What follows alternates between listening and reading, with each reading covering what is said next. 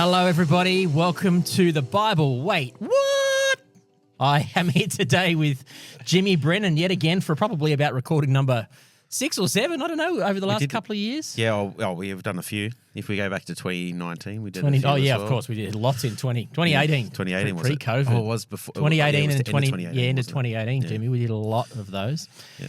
And this one, we're on the clock because we are recording, this episode we're recording now is being released in 2 days' time. Yeah. So I feel like I'm behind at the moment. It's not just you. I think It's not just you. It's a bit of everything. It's I'm a bit end behind of as well. year and stuff, isn't it? Yeah, that's just what happens, I think, once you sort of hit that getting towards Christmas season, everything, you always just feel like you're a little bit behind. Yeah, we'll get there though. This will be out, all going well. This episode will be out Monday morning, and then we'll be recording the rest today as well. We'll be recording the rest of the week's episodes, and we're wrapping up the book of Romans. Yep. And launching into Christmas season. Yes. I've been saying to the guys in the church that we've tackled some tough topics this year: Deuteronomy, Revelation, Romans, Hebrews, and then we're just going to go back and do some Luke to finish off the year. And I've done I think I've mentioned a couple of times, is I always seem to be on Samuel. So this is going to be a new one for me. This is a new one for you. And then you're preaching on Luke, aren't you? You're in a week or so's time. So, but you have been always on Samuel a lot. So we're going to wrap up the book of Romans, which we've been on for the last 3 weeks or so. Chapters 14, 15, 16 this week, and Luke 1 and 2 on Thursday and Friday. So why don't you kick us off? Let's head into Romans 14 and go wherever you'd like to go, brother. Yeah. So Romans 14, and we were chatting beforehand, it's very similar to other parts of Paul's writing, so Corinthians as well. So we'll just have a read through, and it's going to be talking a lot about food. Yes, it is. So, and in this instance, it's, very literal, talking about food, but I think just encourage you, as you listen, think about other things that maybe relate to food, or maybe don't relate to food, but relate to the idea that Paul is trying to convey with what he's saying. Yeah. So would you say it would be helpful? I wonder if it would be helpful for our listeners to be thinking, when they're talking about food here, he's kind of talking about religious practices, things that we would do, that we would regard as part of our religious duty or religious practices, or things and then, of course, we're not doing a lot of things they're doing, but certain religious practices that we might partake in, connection and reading the Bible and singing songs. And so I think if you overlay that kind of whatever it is that we think is part of what our religious duty, that then sheds good light on this topic, I think. I don't know if that's the direction you want to go, but I think. Could you also say potentially even like theology and things like that as well? Is it because when it comes to that, obviously for you calling yourself a Christian, there are very strong biblical truths we all hold to, but then there's a lot of stuff which we have to hold loosely, which we've talked about before. And so that, just because, again, you have to submit yourself in that way. But I don't want to... Oh, no, absolutely right. I neglected to say that, because that's where a lot of the tension is coming from, is different theological perspectives on things. Absolutely. And this is very much probably a theological, a rather practical one, but really it is a theological idea that they're holding to. Very much so. Yeah. Yes, that's exactly right. It's ultimately rooted at the bottom of it is their theological worldview, isn't it? Yeah. And whether or not I should or shouldn't do certain things. And I think maybe we don't realise that we actually have a worldview, whether it's rooted in theology or just opinion, or whether it's rooted in what we think the world expects of us, but it's definitely there, a worldview that shapes how we do our religious life. Yeah. Yeah, good call. Really good. Okay, so we'll just we'll start reading. So chapter 14. So for those who love titles, we always mention the titles. It's more out of you do mention the titles. It's more out of because I mentioned that I don't necessarily love them, so I always talk about them. Yep. So this one, in the NLT, which is what we were reading from, the danger of criticism is what it's called. In the NRSV, which is a very literal translation from the Hebrew, it's classified. Or the Greek in this case. The Greek in this case. Sorry, still think Old Testament. Yeah, think Old Testament. That's right, you're so used to being in Samuel, aren't you? The do not judge another is what that title is. And then in the NIV is the weak and the strong. Okay. So very different ideas in which they are interpreting the way that this is read. They're picking up different shades of this story as we read it. We'll see that. Yeah. So true. All of that can, as well as our initial commentary, will maybe colour the way you listen and interpret what's being said here. Yeah, good point. So, starting at verse 1, accept other believers who are weak in faith, and don't argue with them about what they think is right or wrong. For instance, one person believes that it is right to eat anything, but another believer with a sensitive conscience will eat only vegetables. Those who feel free to eat anything must not look down on those who don't. And those who don't eat certain foods must not condemn those who do, for God has accepted them. Who are you to condemn someone else's servants? Their own master will judge whether they stand or fall, and with the Lord's help, they will stand and receive his approval. Maybe do you want to stop there? Should we read the whole thing? I think it's all one flow of thought. Read it, and then we can just unpack it. I think. Yeah. That'd be my thoughts. In the same way, some think one day is more holy than another day, while others think every day is alike. You should each be fully convinced that whichever day you choose is acceptable. Those who worship the Lord on a special day do it to honour him. Those who eat any kind of food do so to honour the Lord, since they give thanks to God before eating. And those who refuse to eat certain foods also want to please the Lord and give thanks to God. For we don't live for ourselves or die for ourselves. If we live, it's to honour the Lord, and if we die, it is to honour the Lord. So whether we live or die, we belong to the Lord. Christ died and rose again for this very purpose, to be Lord both of the living and of the dead. So why do you condemn another believer? Why do you look down on another believer? Remember, we will all stand before the judgment seat of God. For the scriptures say, "As surely as I live, says the Lord, every knee will bend to me, and every tongue will declare allegiance praise to God." Yeah. I'm just looking at the NLT. The footnote, the little link says or declare praise. So they've just put it together.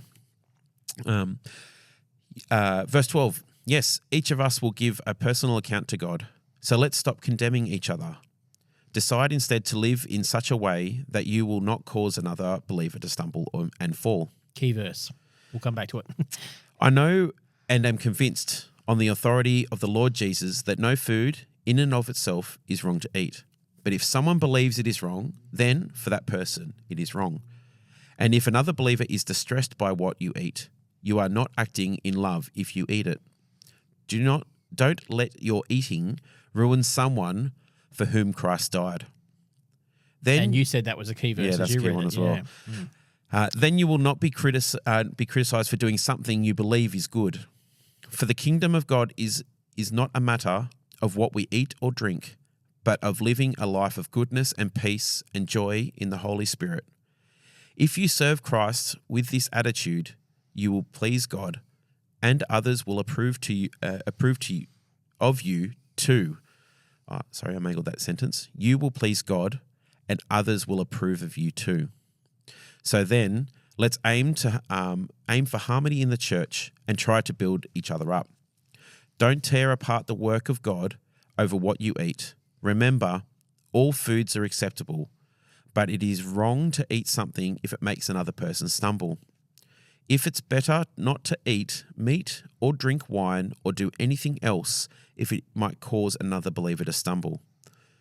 You may believe there's nothing wrong with what you are doing, but keep it between yourself and God. Blessed are those who don't feel guilty for doing something that they have decided is right.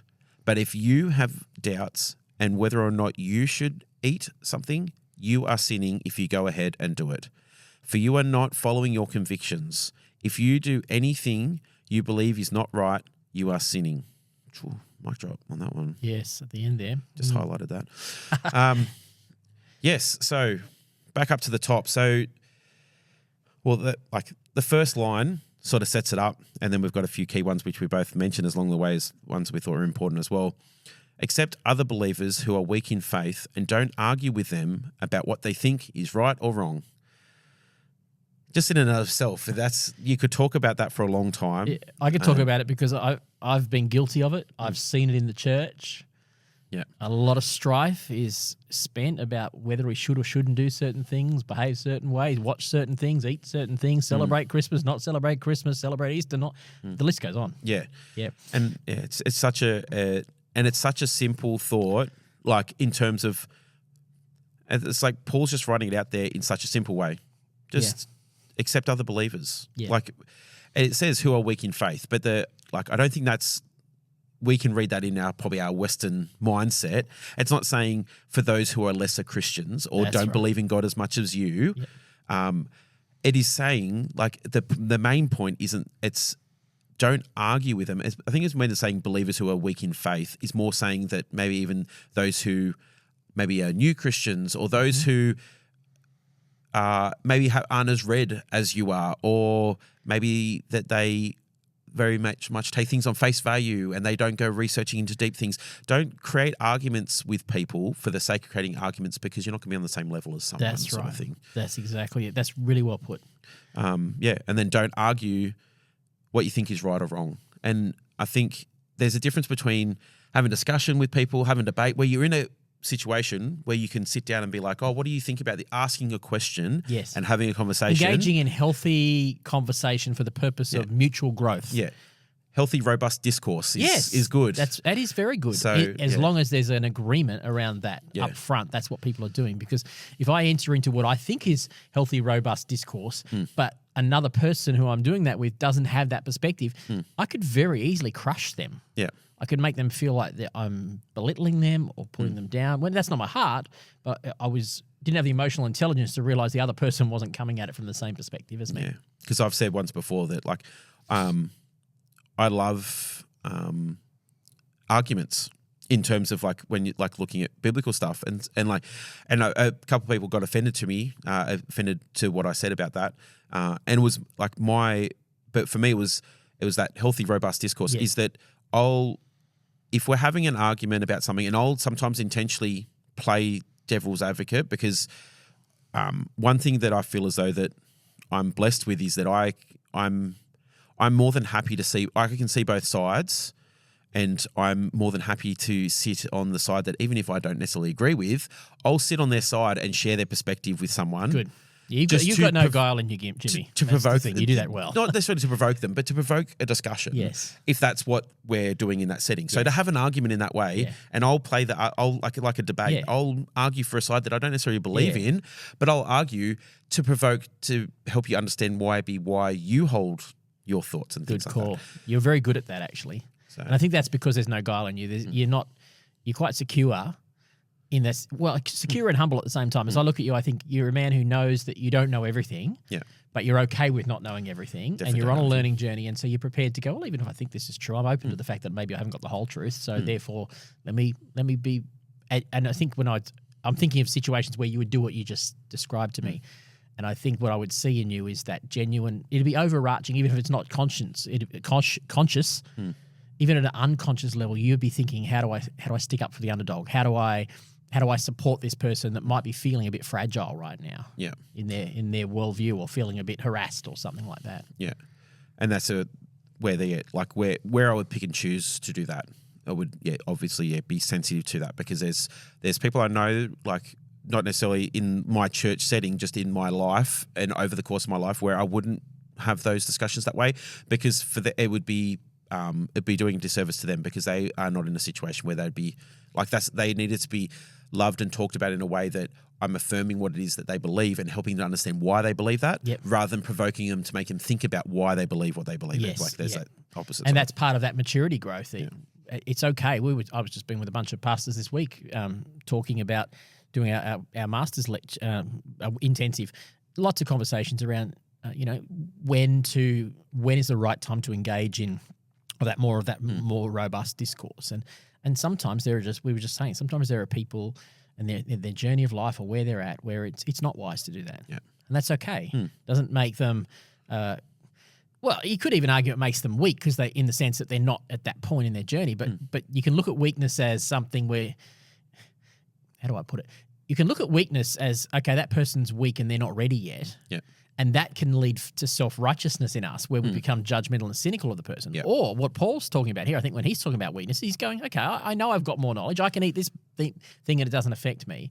But he's not looking down on the person who's weak. He's doing what Jesus would say. He's going, well, what would Jesus do in that moment? Well, Jesus would stick up for the weak. Yep. Jesus would give up his rights so that he could support the weak and acknowledge, hey, I want to support you to move towards maturity. Yep. And that's different to the cynical finger pointing aspect of weakness. Yeah.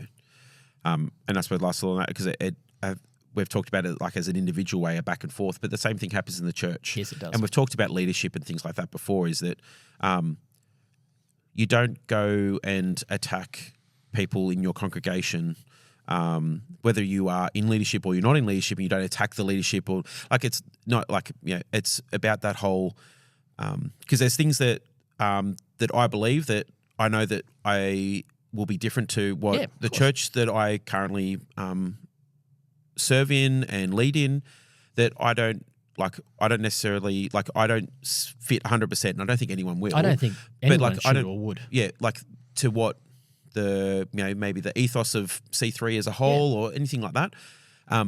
But then my instance is not to stand up in like whether it's a church service and we're talking about a particular topic, and I won't stand up and say, I'm going to, I disagree, or I'll walk out or something like that, or where I would start discourse with other people and say, they shouldn't believe, why do they do this? Why do they do that? Like that's because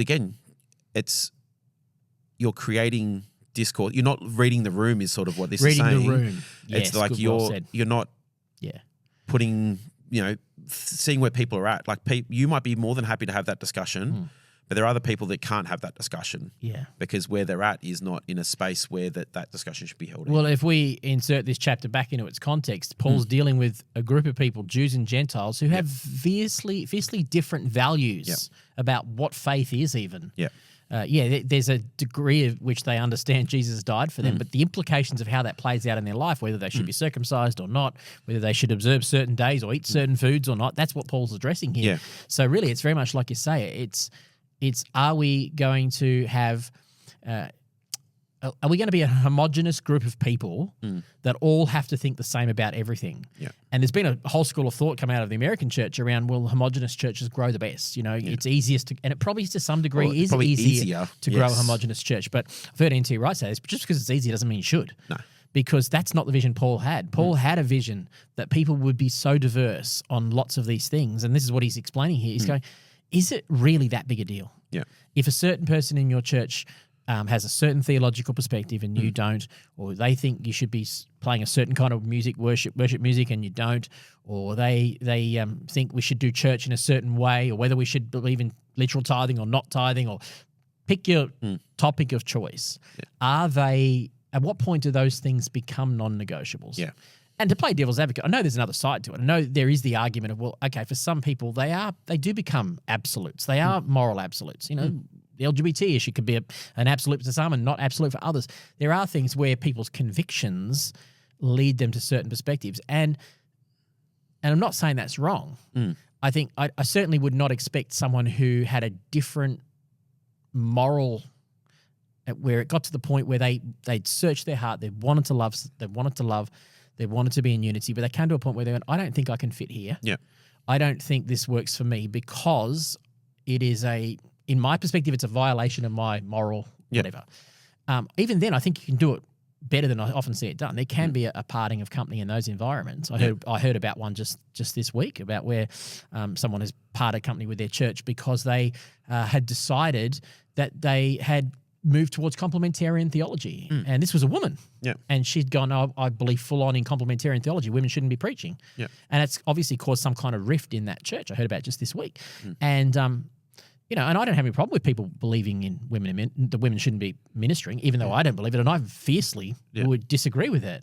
But I know I have people in our church that would think that women shouldn't preach. Yeah. And as long as they're prepared to, sit underneath the leadership and be able to sit in there and say, well, that's what I have that belief, but that's not a non-negotiable. That's right. It's not a non-negotiable for me. Yeah. Now, we've had people leave our church where something that I would consider is a non-negotiable is something that we consider as a negotiable perspective for that person is a non-negotiable.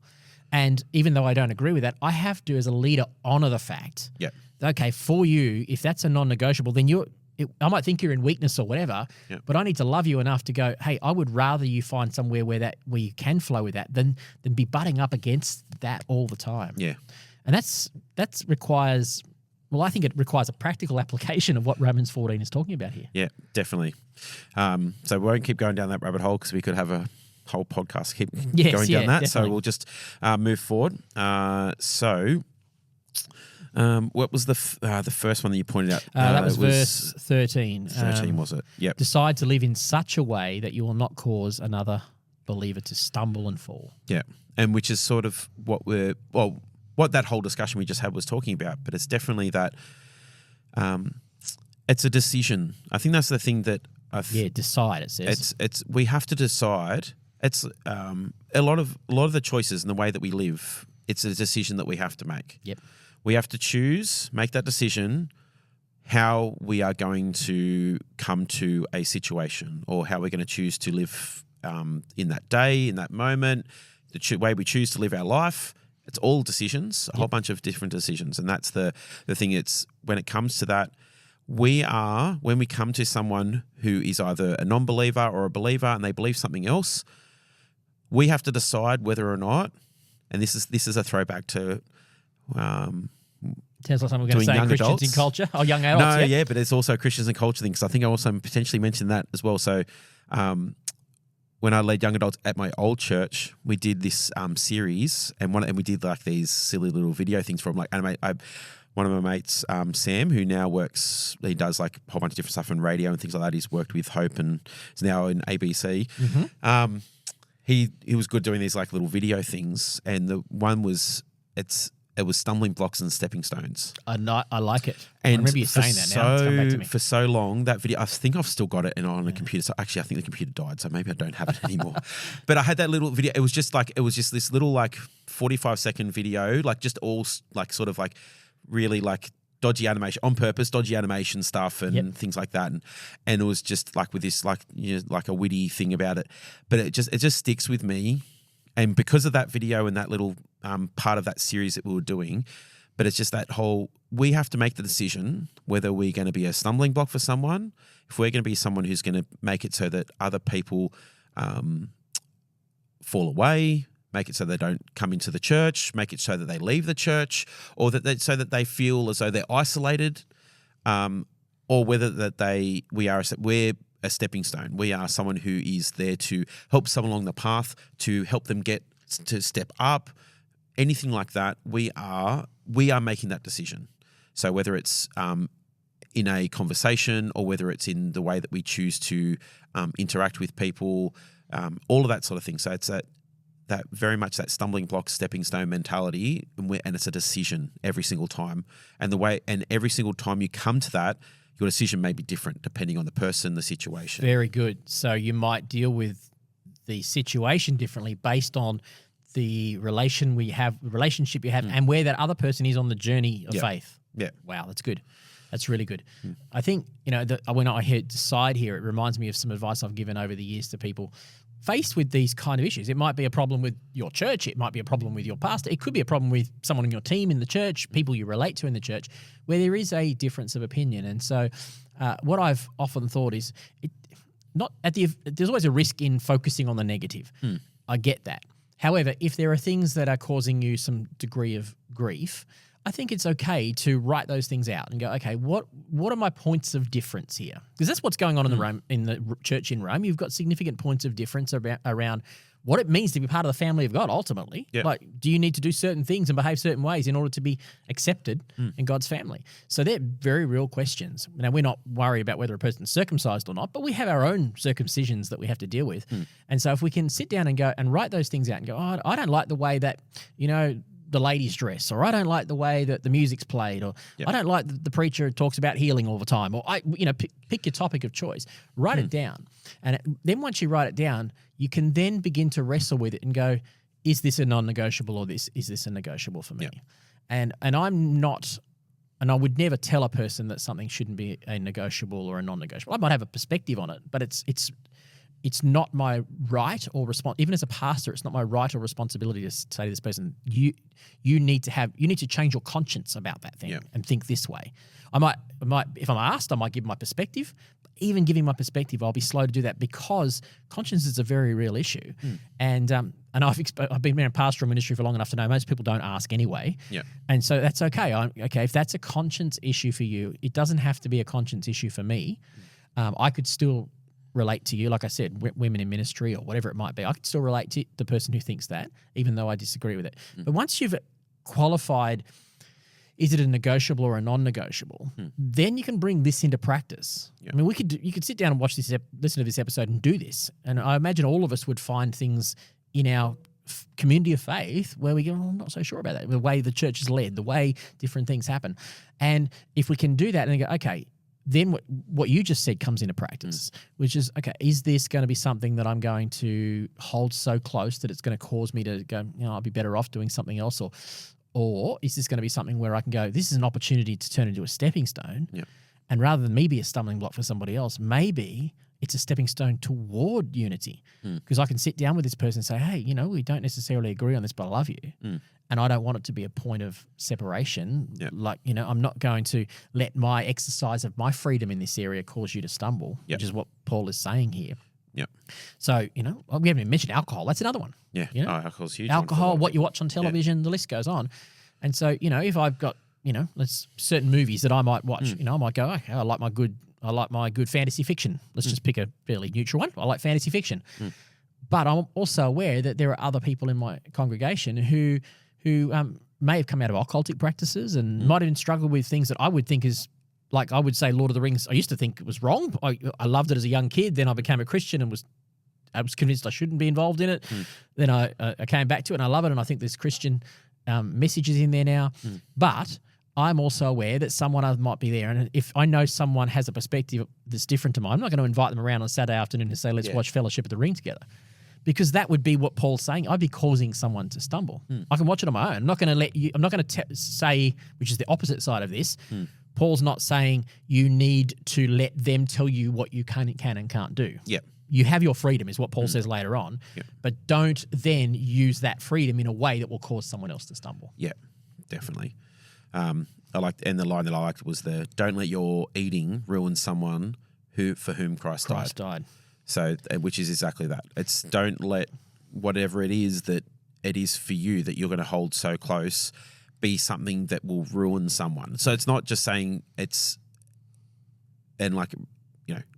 I think I've used the term when you're ruining someone. It's like you're doing something to someone which they can't come back from. Yeah, that's a step up. It's like it's easy to he's talking about weak people and we can think judgmentally or critically of weak people. We can think stumbling, but this is like he really rams it home here and goes, in the end, whether that person's weak, whether that person's even an idiot, there's still someone who Christ died for. Yeah. Don't ruin them. Yeah. Wow, that's it says turning the whole thing on its head. Rather than us being in the position of placing judgment on somebody else because we don't agree with them, it's now saying, but they're not the enemy. They're someone Christ died for. So do not do anything that will ruin them. It's a very confronting message for all of us as we think about the people we disagree with. Yeah. And then I think probably to sort of maybe summarize at the end there is that, but if you have doubts on something, this is the other aspect of it. Yes. Then don't compromise on what it is that you are, that you believe and be like, oh, maybe they are right. But no, I'm still not sure. If you make the decision before that you are sure, you're sinning. You're letting you're not standing by the convictions. You're not operating out of faith. You're not operating out of faith. You're not the things that God has placed on your heart and the reason you were believing that. You haven't worked through why it is that you maybe not believe that anymore. You've actually got to get to the point of, and again, like if you are like, it's not the end of the world if you then do it and then realize, oh, hang on, I'm still not sure. Then you can repent and come back, but you are still sinning. You're making again that choice. Am I going to stand by my convictions, or even though I'm not 100% sure anymore? Well, I should still stand by my convictions until otherwise I either change or I maybe be like, what I thought maybe was a non-negotiable is actually a negotiable. Yes. I might not have changed my view, but I've just shifted it out of the non-negotiable for me. But so that then, okay, like say the food practices, okay, like, you know what? Me in my daily eating, I'm going to choose to not eat meat.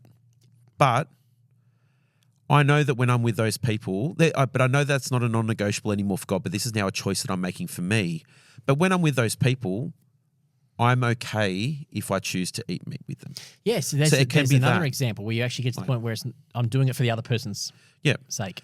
But then again, like it's then being secure in the fact that, okay, I've made this decision, but then be like, okay, or the other way, I'm going to go with them, and if they really want me to eat meat, I'm going to be like, no, that's okay. I'm secure in who I am. Yep. And then I'm going to go to the pub, but I've decided not to drink alcohol, so I have a soda water, but I'll sit with the boys having a beer. Yeah. That kind of thing is you shouldn't feel compelled because everyone else around you is doing something. Yeah. That's maturity. Yeah. And that takes security to be able to do that. And this is the journey that we all go on. You're exactly right. And you know, when we feel compelled to do something that violates our conscience, Paul is saying you're better off not doing it because that's not going to be good for you to do that. Don't go to the pub and feel compelled to drink alcohol if it's not your thing. You're not safe with it. Don't just be okay to say, no, I'm not going to watch Lord of the Rings, or I'm not going to, you know, or pick your topic of choice. Yeah.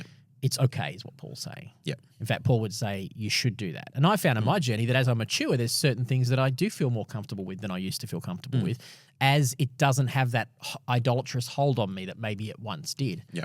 But that's a part of a journey of maturity. And I think there would be things in my life that I probably hold now that maybe I might be, as time goes on, I get more mature, I might be more comfortable to be more accepting of.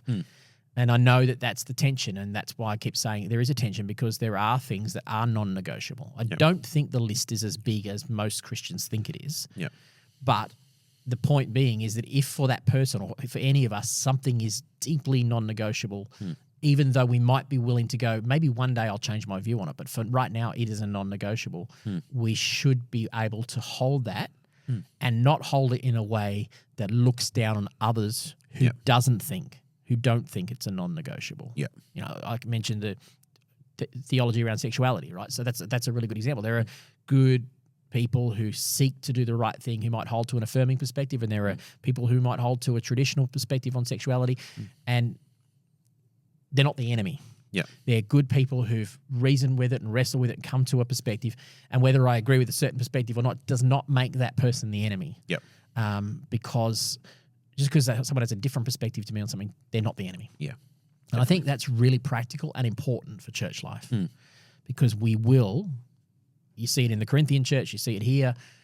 It's normal in any functional church where you have people with different backgrounds that you're going to have different perspectives on things. Yeah. And it's messy. Church is messy.